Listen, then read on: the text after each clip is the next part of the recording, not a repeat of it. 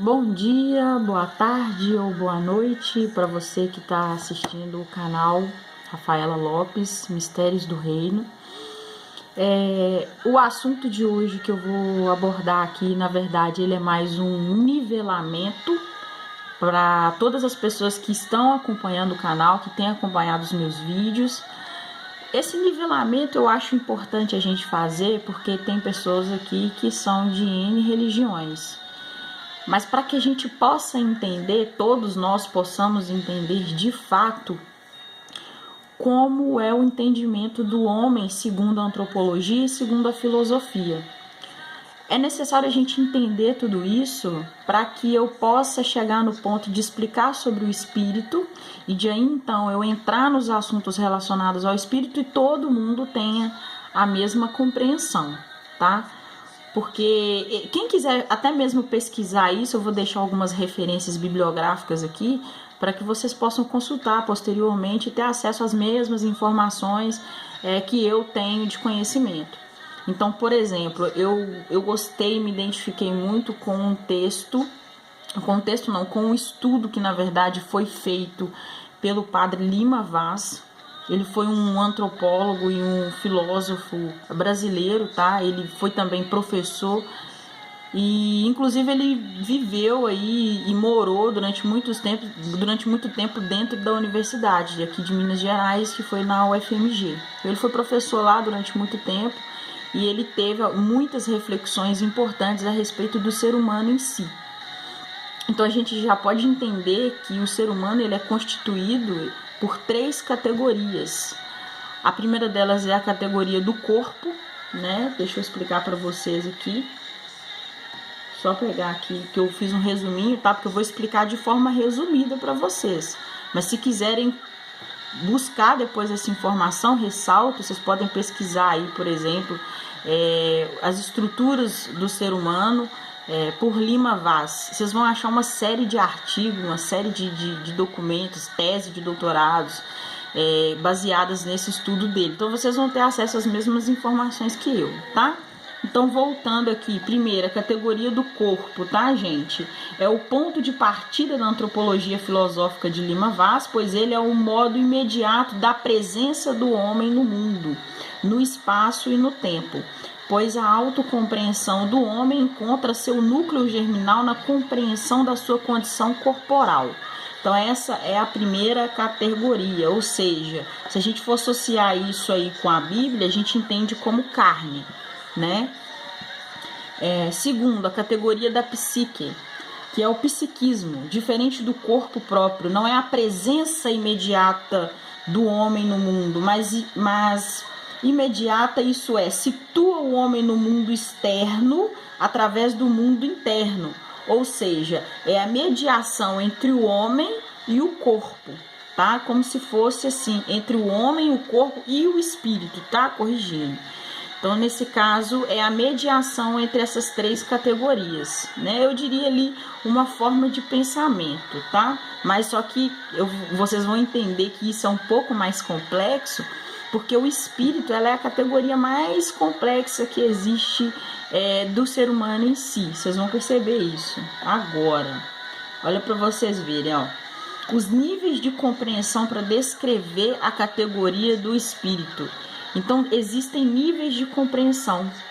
Tem uma pré-compreensão e tem as categorias que ainda se dividem o espírito para que você consiga ter um entendimento crucial e um entendimento em si do que se trata o espírito.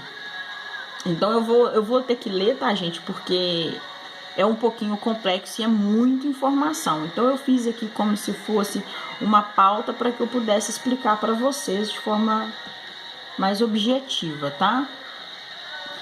Esses níveis de compreensão é o seguinte, ele começa na primeira parte, em seu método, para elaborar a categoria do espírito, com 3 níveis de compreensão. Então, o primeiro nível é o da história, chamada a pré-compreensão, como eu disse para vocês anteriormente. O segundo nível, ele é científico, ou compreensão explicativa. E o terceiro nível da filosofia ou da compreensão filosófica. Feita essa estruturação, Lima Vaz desenvolve cada um desses níveis. Então, para poder descrever o nível da compreensão, da pré-compreensão, ele destaca 4 temas fundamentais recolhidos no interior de variadas formas de manifestação da história e da cultura. Então, o primeiro tema, ele é o tema do espírito como reflexividade, consciência de si mesmo, que no latim aí é da palavra sínesis, encontrado no preceito socrático, conhece-te a ti mesmo, tá? Esse é o primeiro tema. O segundo tema é o espírito como inteligência. Então, a palavra do latim é o nous, tá? E o espírito como atividade de contemplação. Terceiro tema é o espírito como vida. Do latim é a palavra pneuma, que é entendido como a força vital, o dinamismo, organizador da própria vida. E o quarto tema, ele é um pouquinho mais complexo, é o da ordenação. A palavra do latim é o logos, e ele tem a ordem da razão. O espírito é razão universal, é palavra compreensível. Esses temas, segundo Lima Vaz, se destacam e entrelaçam para unificar traços fundamentais da experiência espiritual. Também se apresentam como espaço em que se situa a pré-compreensão do espírito no nível da história humana. Isso, gente, é só para a gente começar a entender a complexidade do espírito, tá? O quanto é importante a gente se preocupar e a gente se importar com a nossa vida espiritual, principalmente com a nossa alma, com o espírito que habita em nós. Eu vou entrar um pouquinho nisso um pouquinho mais para frente, quando eu for falar um pouquinho da Bíblia aqui, tá? Mas nesse primeiro momento, não considerando nenhum tipo de religião, embora o estudo tenha sido feito por um padre, até mesmo porque o espírito ele é livre, né? E todos nós temos o espírito que habita no nosso corpo. Então, nesse caso, é importante a gente salientar a informação relacionada ao espírito em si, que é o que importa, né? A nossa alma. Então, eu vou descer aqui um pouquinho, porque é um pouco complexo, tá, gente? Eu vou pular essa parte da pré-compreensão aqui, porque só a parte da pré-compreensão, se vocês forem pegar o estudo para ler, vocês vão ver que ela é gigante, ela é enorme. Porque realmente é um assunto complexo. Eu não vou entrar muito na parte da filosofia não, porque eu estou procurando ser mais objetiva. Mas falando um pouquinho do nível da compreensão explicativa da categoria do espírito, eu vou ler para vocês um resuminho que eu fiz aqui, para que vocês possam, né, a gente fechar esse entendimento filosófico aqui em relação ao espírito, tá? Então, para Lima Vaz, lá na compreensão explicativa, não é possível encontrar procedimentos metodológicos científicos que possam conceituar de forma operativa, através de leis e teorias, uma compreensão do espírito. O que se mostra viável fazer é estudar a linguagem diante dos mais variados ramos das ciências da linguagem, assim como é possível, por exemplo, estudar o ato livre por meio da psicologia da vontade, as operações cognitivas por intermédio de novas ciências da cognição e das neurociências, sendo, com efeito, o espírito identidade reflexiva consigo mesma. Não pode exercer sobre si a mediação abstrata do que é própria da compreensão explicativa. Então, segundo Lima Vaz, só pelo espírito o homem age humanamente e produz obras propriamente humanas. A dimensão do espírito está fora da compreensão científica. Caso contrário, o homem teria todas as condições através da ciência. Então, não precisa nem de eu entrar em detalhes, né, gente? Vocês entenderam aí que as nossas ações são tomadas com base na vontade do nosso espírito, né? Isso aí fica bem claro. E essa minha vontade de vir aqui falar para vocês vem justamente do meu espírito, do espírito que habita em mim. Então, eu vou começar aqui com vocês, agora eu vou partir para a parte bíblica. Eu vou abrir aqui em João 1:1, só para que a gente possa entender a origem do Espírito, tá? Quando eu falo Espírito aqui, agora eu vou entrar um pouquinho no Espírito Santo. Então, por exemplo, no princípio era Verbo, e o Verbo estava com Deus, e o Verbo era Deus. Ou seja, o Espírito Santo esteve lá no princípio com Deus. Ao mesmo tempo que ele esteve com Deus, ele era Deus, certo? E nós temos várias passagens na Bíblia aí que mostram que o Espírito Santo, ele é uma pessoa, né? Para quem já faz um estudo bíblico há mais tempo, para quem já frequenta a igreja há mais tempo, às vezes já tem essa compreensão. Mas o Espírito Santo, tá, gente? Ele faz parte da Trindade, que é o Pai, o Filho e o Espírito Santo. Então, o Espírito Santo, ele é uma pessoa. E para a gente poder ter esse estudo, para a gente ter esse entendimento de que ele é uma pessoa, nós encontramos isso em alguns versículos bíblicos, tá? Por exemplo, em João 14, 26, ainda em João 15, 26 e João 16, 13, 14. Eu vou deixar aqui as referências, porque de certa forma eu considero aí que a maioria das pessoas que estão acompanhando aqui já passaram por esse estudo, ou no caso se motivam a buscar isso e abrir a Bíblia, né, ou mesmo através do aplicativo de celular, ou uma pesquisa rápida no Google, para quem tiver um interesse, já consegue ter acesso a esses versículos aí que eu citei aqui.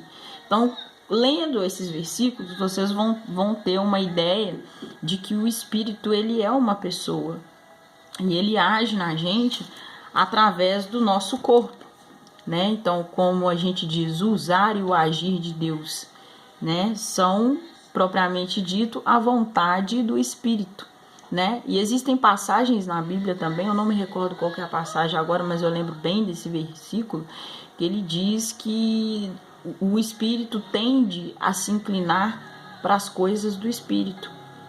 E isso é uma verdade, né? A gente sente essa vontade. Então, a maioria das nossas vontades, elas vêm da vontade do Espírito que está em nós. Isso é a mensagem que eu quero deixar aqui hoje.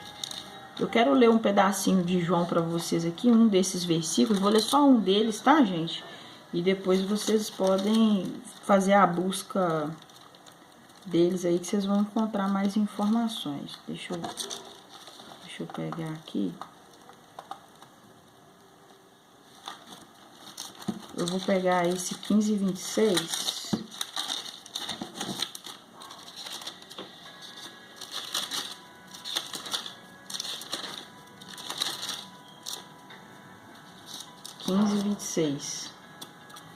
Mas, quando vier o Consolador, que eu, da parte do Pai, vos hei de enviar, aquele Espírito da verdade que procede do Pai, testificará de mim.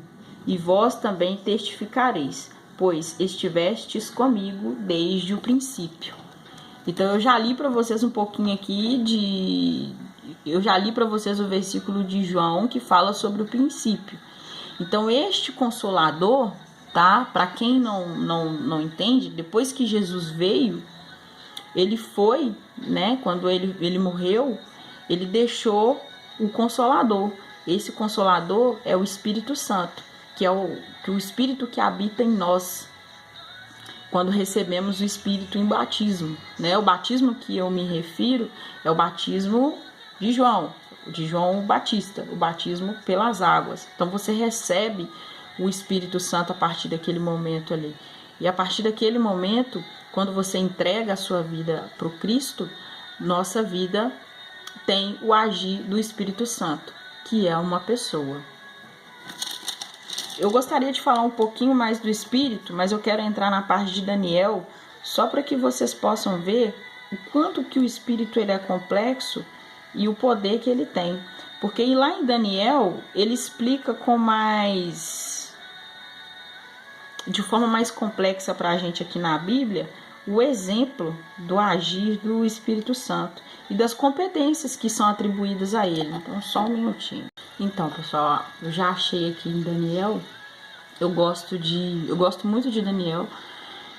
E essa palavra dele foi escrita lá no capítulo 5, tá? A respeito do banquete do rei Belsazar e a mão misteriosa, tá? Para quem não conhece a história, eu vou resumir aqui. Para quem não conhece a história, foi o seguinte: o rei Belsazar, ele era filho do rei Nabucodonosor. E esse rei, ele era um rei muito abençoado, vamos dizer assim. Mas certo momento ele ficou um pouco soberbo, né? E Deus o puniu. Então, no seu lugar entrou o seu filho Belsazar. O seu filho começou a reinar e tal. E um belo dia eles mandaram buscar alguns dos utensílios que foram da casa do pai. E ali eles estavam bebendo vinho com as mulheres que moravam no reino e com as concubinas, comemorando. E aí, nesse caso, do nada, apareceu uma mão e começou a escrever sobre a mesa deles, que o rei estava ali, né, se farturando, aquela coisa toda. E de repente, ele ficou com muito medo, ele ficou muito assustado com aquela mão que começou a escrever. E escrevia numa língua que ele não conseguia interpretar. E ele pediu que todos os sábios fossem convocados para que pudessem interpretar aquilo ali para ele. Mas só que nenhum dos sábios do reino conseguia interpretar aquela linguagem que estava escrito ali. Não conseguia interpretar para ele o que aquela mão tinha escrito. Então a rainha vendo, né, como que ele ficou bravo, ele passou até uma ordem. Não vou entrar nesse conceito da história porque não é o sentido agora, nesse momento. Nós estamos falando aqui sobre o espírito, só para a gente possa entender sobre o espírito. Então, nesse caso, a rainha disse para ele: olha, existe uma pessoa aqui no reino, que na época do seu pai, ele conseguia interpretar várias línguas. Aí eu vou ler essa passagem para que vocês possam entender a complexidade do espírito, que naquela época o homem ele já era valorizado não só pela sua capacidade como humano, mas que ele também era considerado grandioso pelas suas capacidades espirituais. Então, vamos lá, vamos entrar aqui, ó. A rainha, por causa das palavras do rei, capítulo 5, a partir do versículo 10, tá?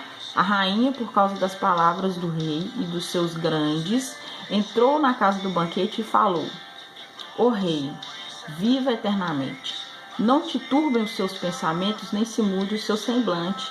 Há no teu reino um homem que tem espírito dos deuses santos, e nos dias de seu pai se achou nele luz e inteligência e sabedoria, como a sabedoria dos deuses. E teu pai, o rei Nabucodonosor, sim, teu pai, ó rei, o constituiu chefe dos magos, dos astrólogos, dos caldeus e dos adivinhadores, porquanto se achou neste Daniel um espírito excelente, e ciência e entendimento, interpretando sonhos e explicando enigmas, e solvendo dúvidas, ao qual o rei pôs seu nome de Beltesazar. Chame-se, pois, agora Daniel, e ele lhe dará a interpretação. Então, né, gente, aqui a gente já consegue notar o quanto que era importante o homem que tivesse essas capacidades espirituais já desde aquela época. Hoje em dia, nós não vemos muito disso. Não se a gente olhar apenas com aquele olhar humano, mas se a gente começar a olhar com o olhar voltado para os fins dos tempos, voltados para as coisas espirituais, para os sinais de Deus que já vem se manifestando no nosso tempo a respeito do fim, a gente vai conseguir perceber o quanto que é importante a gente identificar os eleitos de Deus, as pessoas que foram escolhidas por Ele, para que a gente possa ter uma condução sábia nesses últimos tempos. Porque saber para onde o seu espírito vai, saber para onde você tem direcionado a sua vida, para onde você tem direcionado as suas ações, o seu agir, é muito importante. Porque isso é o que vai definir a vida do seu espírito. Porque com base nisso tudo que eu já falei aqui, a gente já entende que o corpo em si, a carne, ela acaba, ela morre. Mas o espírito em si, ele não morre, ele continua vivo, ele é infinito. E aí? O que você vai querer que aconteça com o seu espírito com a sua alma, hoje, amanhã e para a vida que vai vir depois que a sua carne falecer. O que você quer para o seu espírito, para a sua alma? Então reflete um pouquinho aí sobre isso e pode deixar nos comentários para a gente poder discutir, se for do seu interesse. Caso contrário, pega essa reflexão para si, pense um pouquinho a respeito disso, pesquise, tá? Eu incentivo mesmo a pesquisa para que vocês possam ter um embasamento que possa causar uma reflexão, que é importante a gente refletir sobre a nossa vida e sobre nós mesmos. Um grande abraço para todos vocês, um beijo no coração, que Deus abençoe e dê a direção necessária para cada um. Tchau, tchau.